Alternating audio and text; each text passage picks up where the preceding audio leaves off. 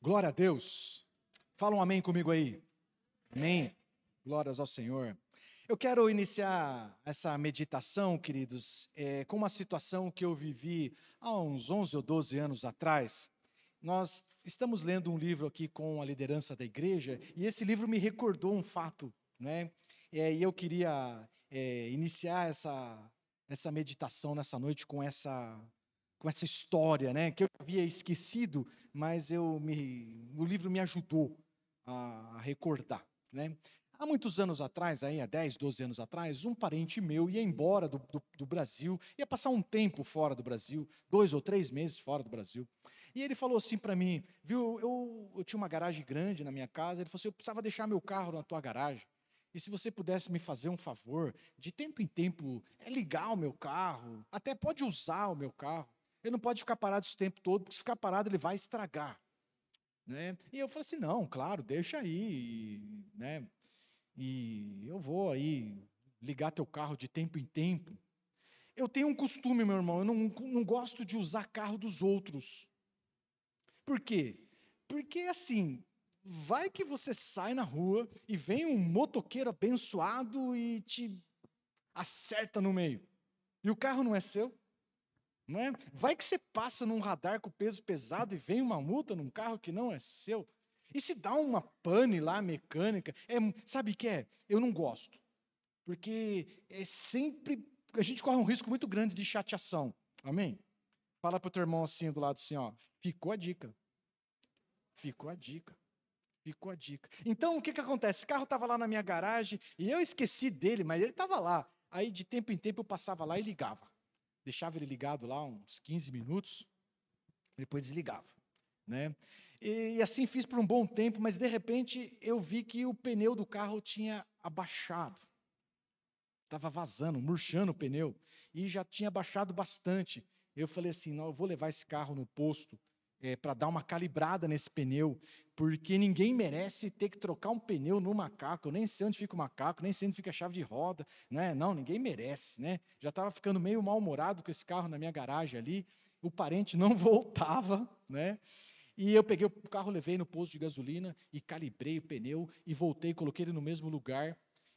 E na semana seguinte, sabe o que aconteceu? Pneu baixo de novo. Eu falei assim, nossa, tá vazando isso aí. Peguei esse carro e levei para um borracheiro. Levei para um borracheiro, ele chegou lá, olhou de lado assim, com uma preguiça danada, e falou assim, tem um parafuso aqui. Rodou tanto que até gastou a cabeça do parafuso.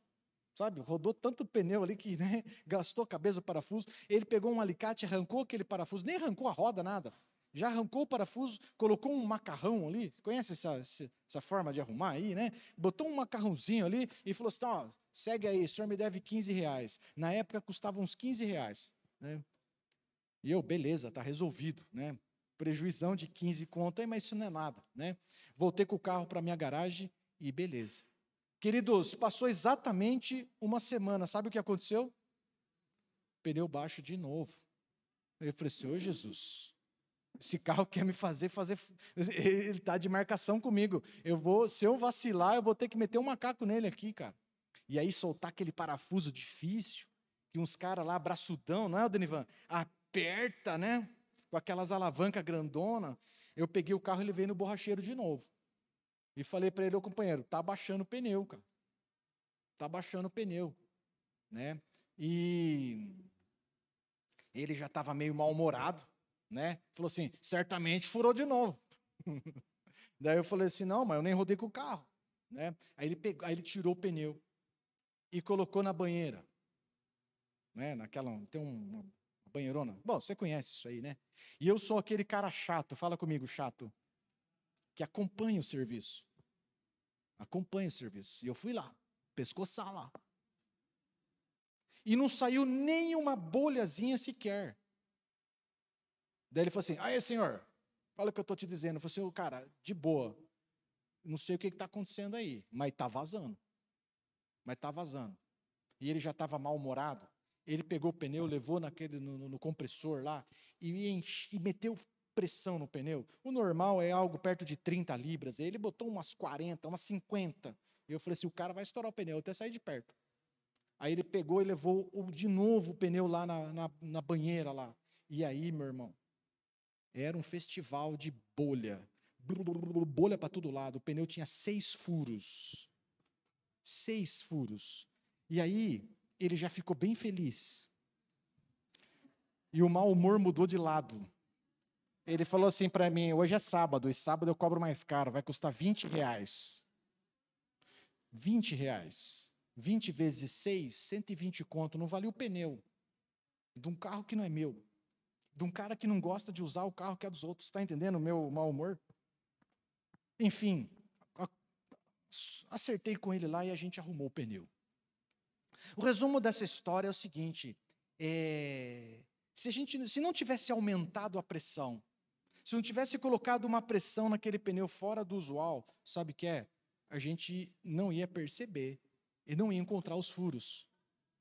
Sabe por quê? Porque os pregos estavam bem ajustados. Os preguinhos estavam bem ajustados ali, estava todo mundo, já tinha gastou a cabeça de todos os pregos, você não achava ele fácil.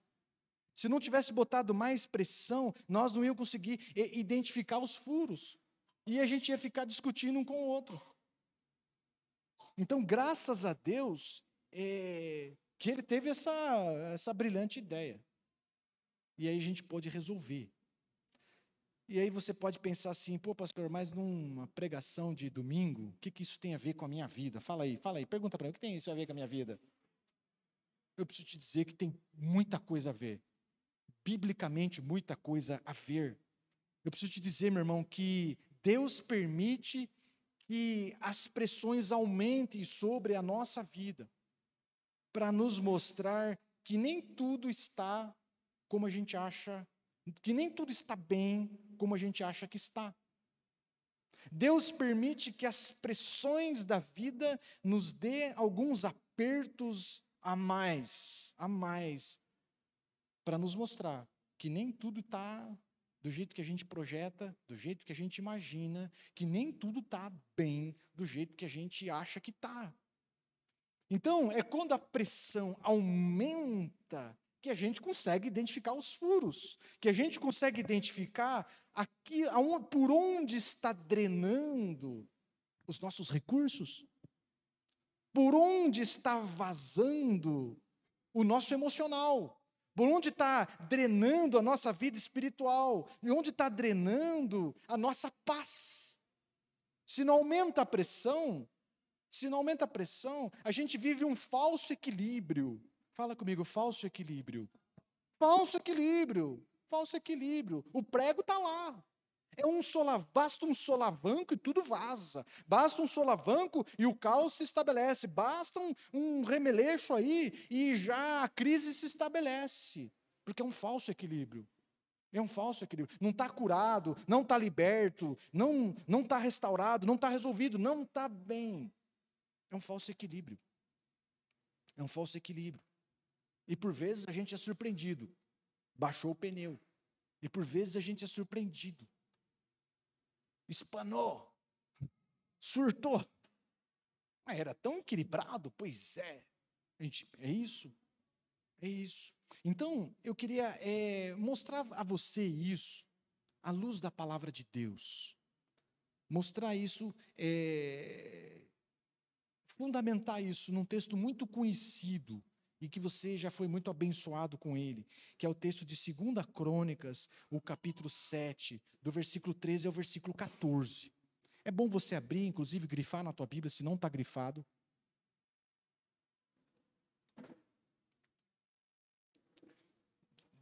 Sabe de cor esse texto. Mas nós vamos ler juntos isso aqui. Eu vou lendo e dou aquela parada só para ver se você não foi embora. Você me ajuda na leitura. Eu posso ler? Lá vai. 2 Crônicas, o capítulo 7, versículo 13, versículo 14. Diz assim: se eu fechar o céu para que não chova, ou mandar que os gafanhotos devorem o país, ou sobre o meu povo enviar uma praga, se o meu povo, que se chama pelo meu nome, se humilhar e orar, buscar a minha face e se afastar dos seus maus caminhos, dos céus o ouvirei, perdoarei o seu pecado e curarei a sua terra. Texto lindo, né? Deixa eu dizer uma coisa para você, isso é uma conversa do Senhor com Salomão. E neste momento em que o Senhor está falando a Salomão, esse texto não é uma chamada ao arrependimento. Não é. Não é. Esse tempo não era um tempo de apostasia. Israel não estava distante do Senhor. É bem pelo contrário, Israel estava vivendo um tempo de glória, um tempo de manifestação da presença do Senhor. Nós lemos o texto no capítulo 7, mas se você for ler 2 Crônicas, o capítulo 5, a glória do Senhor invadiu o templo. A glória do Senhor invadiu o templo, os sacerdotes caíram no chão com o rosto no pó, o povo todo curvado anunciava que Deus, o Senhor é bom e a sua glória, e a sua glória dura para sempre, o Senhor é bom, e era um tempo de glória do Senhor, de manifestação do Senhor, o povo, os sacerdotes todos em temor e unidade, glorificando a Deus. Então, se esse texto não tinha um propósito de chamada ao arrependimento, naquele momento, esse texto tinha ele tinha uma intenção de trazer uma instrução preventiva. Fala comigo, instrução preventiva. Instrução preventiva. Se um dia acontecer de eu fechar o céu, se um dia acontecer de mandar gafanhoto, de vocês viverem em crise, de vocês viverem em sequidão, de vocês viverem tomados por um tempo de dificuldade, vocês precisam saber como agir. Então, o propósito do texto é um texto preventivo. E é legal isso aqui, porque quem está falando isso é Deus. Se eu fechar os céus para que não chova, se o Senhor fechar o céu para que não chova, se Ele mandar uma praga, se Ele mandar gafanhoto, fala para o teu irmão do teu lado aí, problema grave. Aí você vai ter um problema de verdade. Aí você vai ter um problema de verdade. Porque quem está botando essa pressão é o Senhor. Quem está botando a pressão não é um governo esquerdista, não é um sistema financeiro, não é Satanás, não é, fala comigo, não é, é o próprio Senhor, é o próprio Senhor. Então, queridos, o Senhor está dando a fórmula, presta atenção nisso, isso é a essência de tudo que eu quero dizer essa noite. O Senhor está dando uma fórmula de como interrompermos um tempo de sequidão. O Senhor está nos dando a fórmula de como interrompermos uma colheita de desgraça.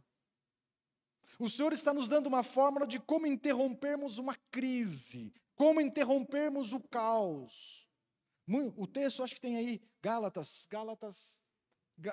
6, versículo 7, fala assim, não se deixe enganar. Outras versões falam que ninguém se engane, de Deus não se zomba, pois o que o homem semear, isso também colherá.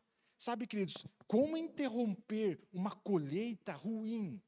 O Senhor está dando a pista aqui. Como interromper uma crise interminável, como interromper uma estação de sequidão, de miséria, de dificuldade. O Senhor está dando a fórmula. Então, o texto 14, o versículo 14, vai nos dar esta fórmula. E eu até destaquei os pontos aqui embaixo. Começa assim, ó. Se o meu povo, que se chama pelo meu nome, o primeiro passo precisa ser povo de Deus. O primeiro passo precisa ser povo de Deus. Precisa fazer parte do povo de Deus. O primeiro passo é ter uma aliança com o Senhor. Você pode chamar o Senhor de meu Senhor?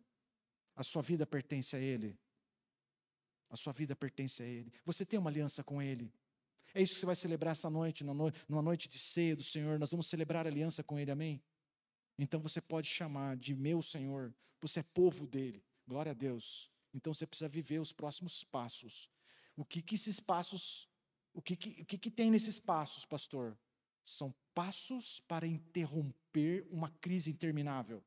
São passos para interromper uma colheita maldita, de desgraça. São passos para interromper um caos, para interromper um tempo de sequidão, sequidão espiritual, sequidão emocional, sequidão. Não importa qual seja, o primeiro passo é ser povo de Deus. Nós já somos. Amém? Vamos seguir para o segundo passo. Fala comigo, se humilhar. Se humilhar. Se. Fala assim, se. É você mesmo que se humilha.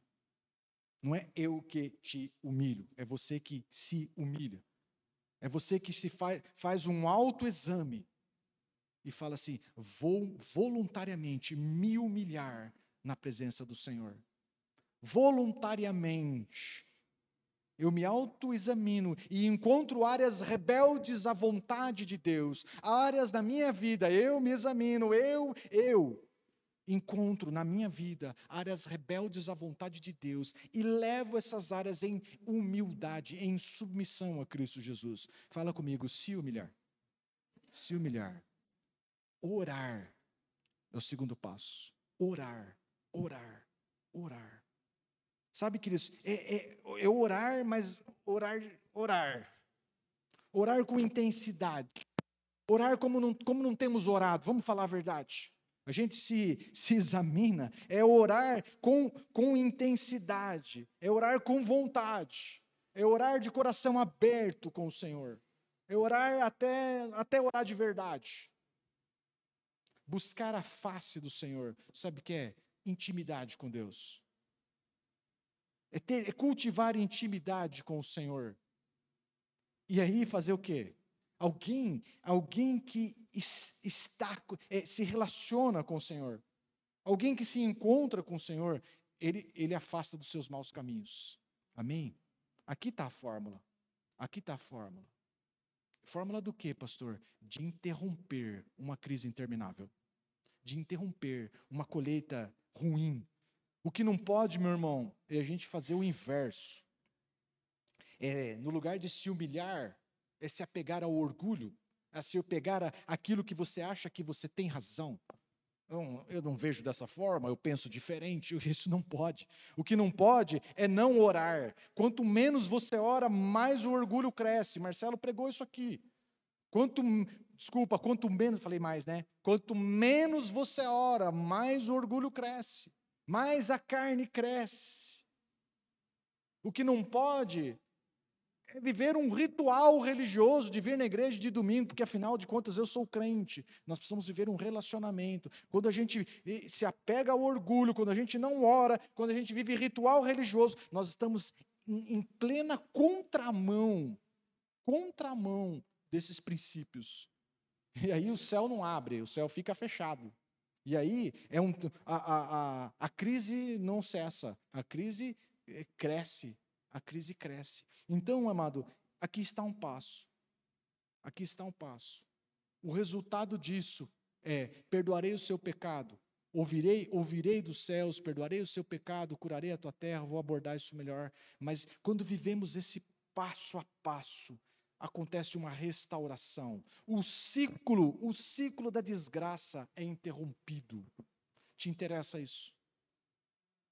O ciclo da desgraça é interrompido. Então, esse passo a passo aqui, se humilhar, orar, buscar a minha face e arrepender dos seus maus caminhos, existe uma palavra só que resume isso tudo na Bíblia. Olha que maravilhoso. Sabe que palavra é essa?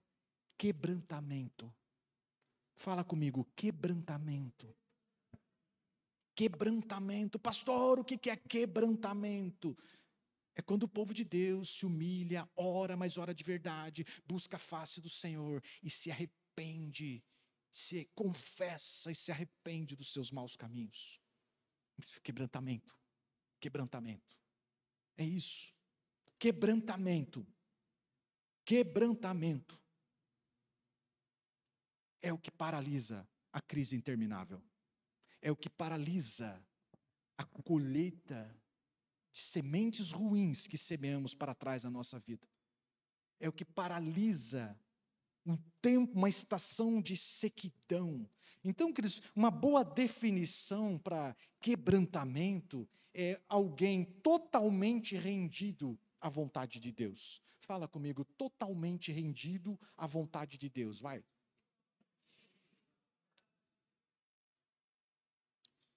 Isso é quebrantamento. Isso é quebrantamento. É algo de dentro para fora. Você olha para a pessoa e você não percebe o que está acontecendo dentro dela, mas você percebe por fora transformações inexplicáveis. Quebrantamento, quebrantamento, quebrantamento. Então, queridos, o Senhor permite que as pressões aumentem sobre nós, para que a gente venha se examinar, para que a gente venha se quebrantar e para que a gente venha mudar de vida, mudar de vida, mudar de vida. Então o quebrantamento é poderosíssimo nas nossas vidas e o crente fica amargurado quando ele vem num culto de domingo e a mensagem é quebrantamento. Queridos, é uma fórmula de bênção, onde podemos interromper o caos, interromper a crise, interromper colheitas que a gente não sabe como paralisar, interromper a miséria, interromper a discórdia, interromper o quê? O distanciamento de Deus, a frieza espiritual, quebrantamento, quebrantamento. Então, o texto de Salmos 51, o versículo 16 e o versículo 17, muito usado, a Regiane gosta muito desse texto, todo adorador gosta desse texto. Ele vai mostrar o que agrada ao Senhor. O que agrada ao Senhor. E o texto diz assim: não te deleitas, quer dizer, não se agrada em sacrifícios, nem te agradas em holocaustos, senão eu os traria. É Davi que está falando. E pense num cara que poderia trazer holocausto de monte, ofertar de cabrito a boi, aos montes, aos montes. Os sacrifícios que agradam a Deus são o quê? Um espírito o quê? Quebrantado.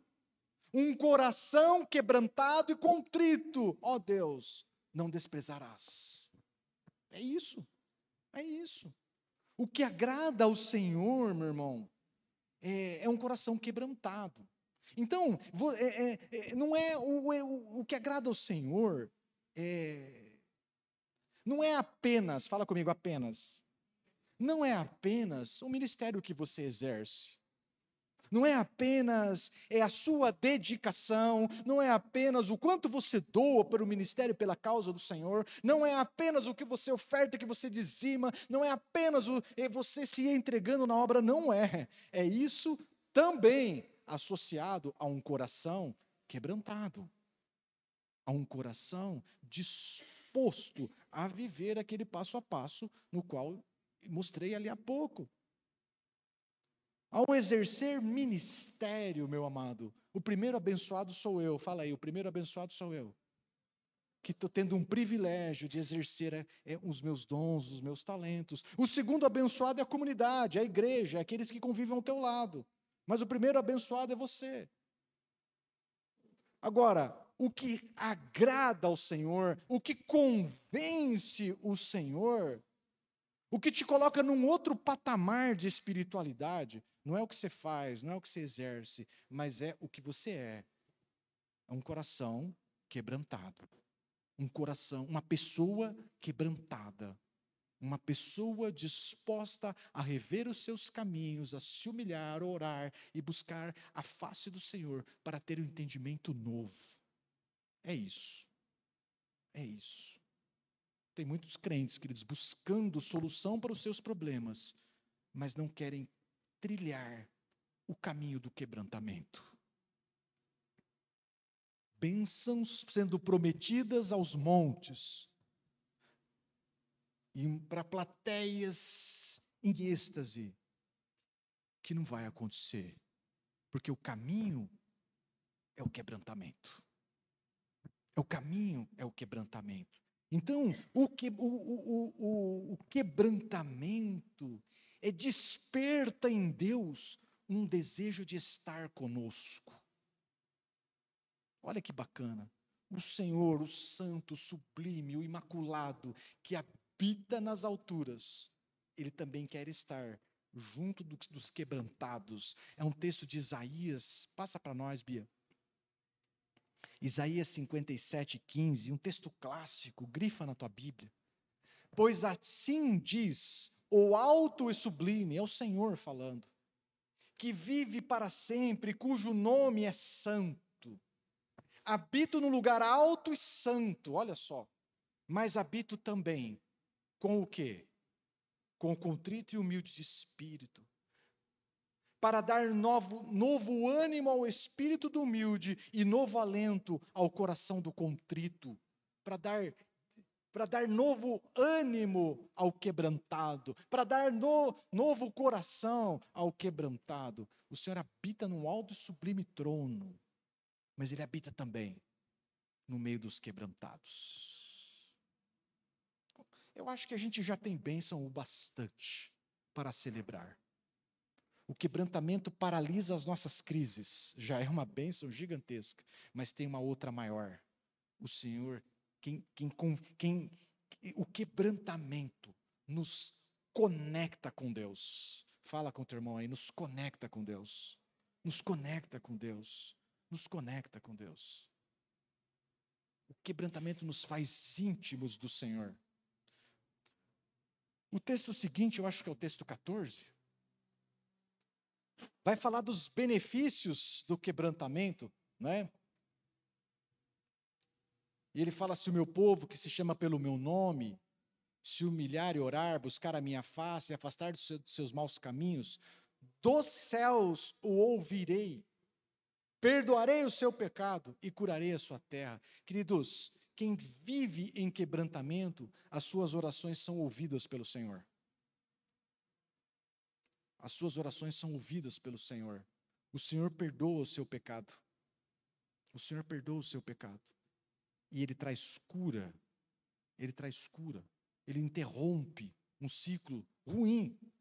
Ele interrompe. Ele restaura. A gente pode viver a expectativa do novo de Deus. Só quem vive o quebrantamento,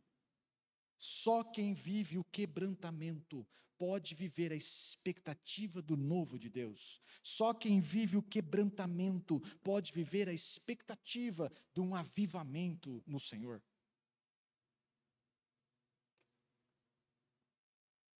Então, o texto de Crônicas era um texto preventivo. O Senhor está dando uma fórmula. Se um dia acontecer, vocês têm que saber como agir. Mas, no tempo do profeta Joel, o tempo era de apostasia.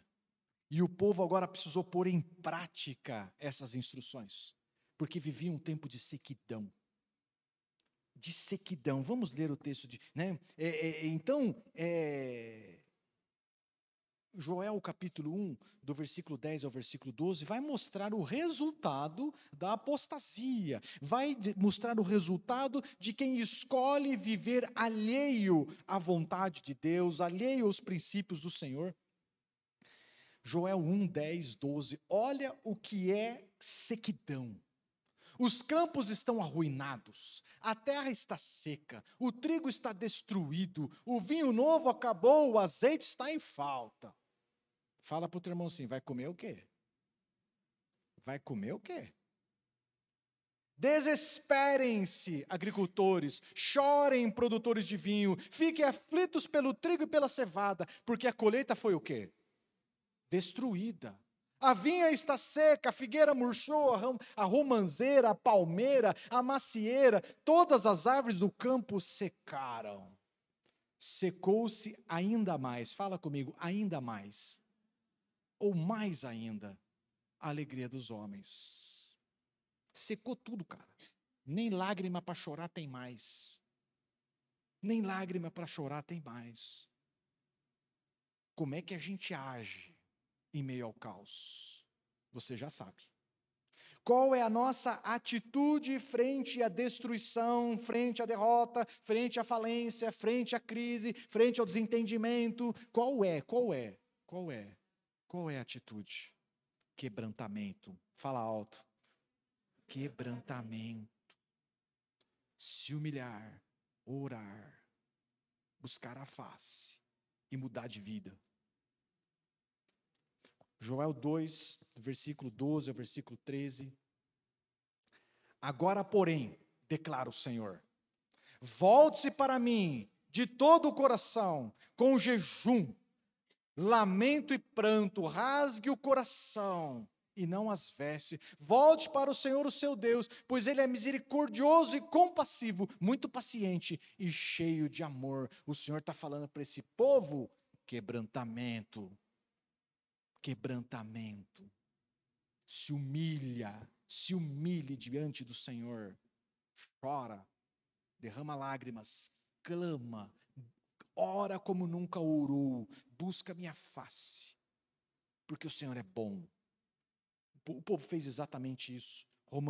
Joel 2, o versículo 18, vai mostrar a resposta do Senhor. Então o Senhor mostrou zelo por sua terra e teve piedade do seu povo. O Senhor respondeu ao seu povo, estou enviando para vocês trigo, vinho novo e azeite, o bastante para satisfazê-los plenamente. Nunca mais farei de vocês objeto de zombaria para as nações. Restauração. Você viu um texto preventivo e agora você viu a fórmula na prática. Qual foi o resultado? Restauração. O Senhor aumenta a pressão, queridos. O Senhor permite pressões sobre a nossa vida. Precisa ficar claro isso para você. O Senhor permite pressões sobre nós para nos libertar de nós mesmos. Para nos libertar de nós mesmos. Para nos libertar do nosso orgulho. Para nos libertar da confiança no nosso braço. Não, eu faço. Não, isso aí foi eu que fiz. Isso eu posso. Não é bem assim. É para nos libertar da nossa independência, da nossa indiferença, é para nos tirar do automático da fé. É por isso que o Senhor nos aperta. Se não apertar, se não botar pressão, o preguinho fica bem, ele está encalacrado lá. Ele está bem equilibrado. Se não apertar, a gente não vive o que Deus tem para nós. A gente não vive o melhor de Deus. A gente não vive os propósitos de Deus.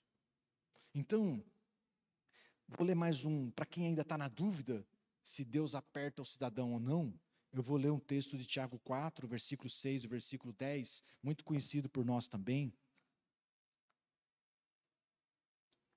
E a gente fecha com essa questão. Tiago 4. Por isso diz as Escrituras, Deus se opõe aos orgulhosos. Outras versões falam, Deus resiste aos orgulhosos. Tem pressão ou não? Deus se opõe. Às vezes eu faço uma ilustração aqui, né? Eu pego alguém pequeno e fico aqui de cima e dou aquele aperto no ombro dele, né? Por isso diz as Escrituras, Deus se opõe aos orgulhosos, mas concede graças aos humildes. Portanto, submetam-se a Deus. Resistam ao diabo e ele fugirá de vocês. Aproximem-se de Deus e ele se aproximará de vocês. Pecadores, limpem as mãos. E vocês que têm mente dividida, purifiquem o coração. Entristeçam-se, lamentem-se e chorem. Troca o riso por lamento e a alegria por tristeza. Humilhe-se diante do Senhor e ele fará o quê? Os exaltará. Ele trará cura. Ele trará cura. Então, o texto, queridos, imagina a pressão. Deus resiste. Deus, o que diz lá? Nessa versão, Deus se opõe aos orgulhosos. Imagine a pressão. E o texto parece meio agressivo, né? Mas fica fácil entender o motivo desse presta atenção pesado que o texto está trazendo. Porque há uma desconexão tremenda entre o comportamento do povo e o que Deus espera. Entre como o povo está agindo e a expectativa com a qual Deus espera do povo. O povo está com festa, está com alegria, está com júbilo, e o Senhor espera lamento. O Senhor espera quebrantamento. E o povo está com festa, está com dança, está com alegria. E o Senhor espera tristeza e luto e arrependimento. Então, os apertos de Deus, Ele não tem o propósito de nos aborrecer. Os apertos de Deus têm um propósito de nos trazer de volta à essência. Trazer de novo, de volta ao caminho. Fazer com que eu e você demos uma parada e fala assim, meu Deus, o que está acontecendo? Para que nos tirar do automático e revermos os nossos caminhos, revermos as nossas escolhas e voltarmos ao primeiro amor, voltarmos às práticas do princípio. Porque o propósito do Senhor, queridos, é nos restaurar. É nos restaurar. Não antes de nos tirar da superficialidade. O propósito do Senhor é nos restaurar, mas não antes de nos tirar de uma vida espiritual rasa. Então, uma revolução acontece no nosso interior a partir do quebrantamento. Tudo muda no nosso interior a partir do quebrantamento.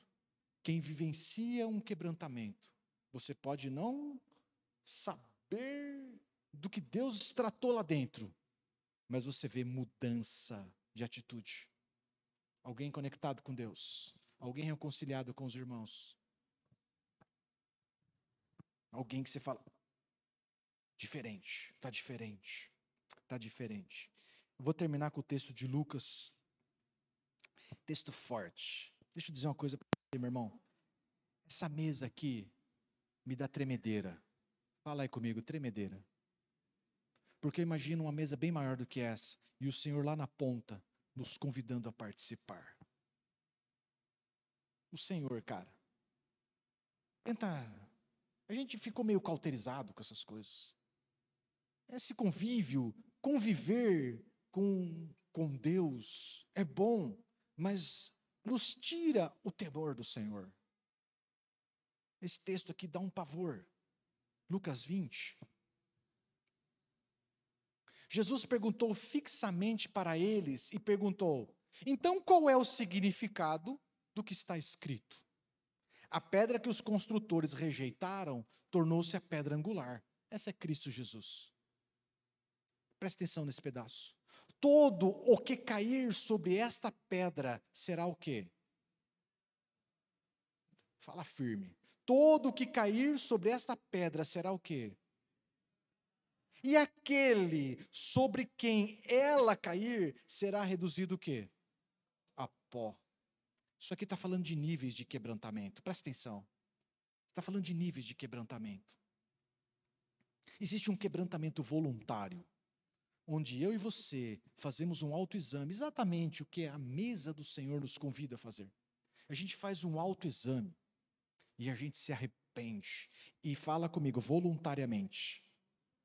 Voluntariamente, a gente se joga aos pés de Cristo, que é a rocha. Voluntariamente eu me jogo, voluntariamente eu me quebranto aos pés do Senhor. E o texto fala que vai ser despedaçado, vai ser quebrado em pedaços. Eu voluntariamente me jogo, Senhor, o Senhor tem razão, eu concordo contigo, eu estou rendido a Ti, eu me jogo aos pés do Senhor em quebrantamento e sou quebrado em pedaços. Em pedaços. Senhor, este sou eu. Esta é a minha corrupção, estes são os meus vícios, este é o meu comportamento. Senhor, tenha misericórdia de mim e me jogo voluntariamente aos pés do Senhor. Mas também, queridos, tem aqueles que aliançados com o Senhor, fala comigo, aliançados com o Senhor. Aliançados com o Senhor. Povo de Deus que reluta, que resiste, reluta e resiste, e a pressão aumenta. E a pressão aumenta, e a pressão aumenta. E eles são quebrantados, não mais em pedaços, mas a pó. Está entendendo? Existe um quebrantamento voluntário. Então você pode se quebrantar, ou você será quebrantado. É isso. Quando eu voluntariamente me jogo aos pés do Senhor, eu sou quebrantado em pedaços.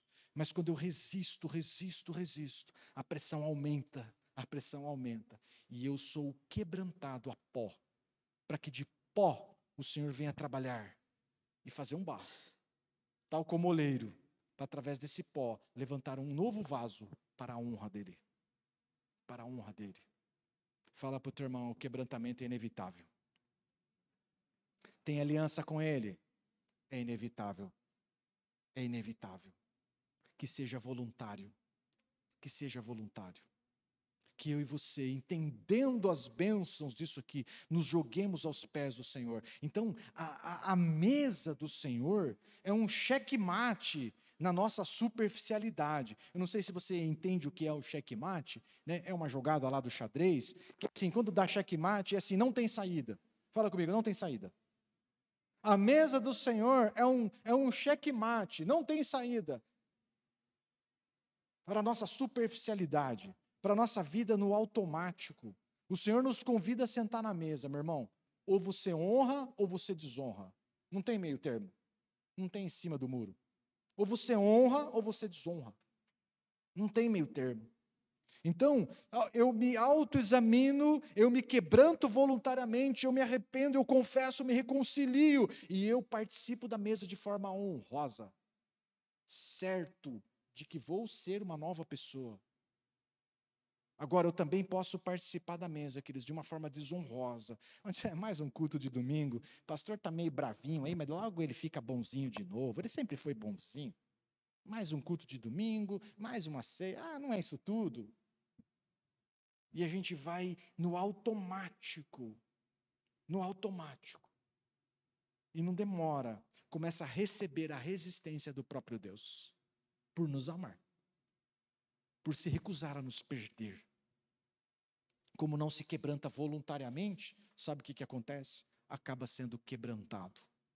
Quebrantado. É isso, meu amado.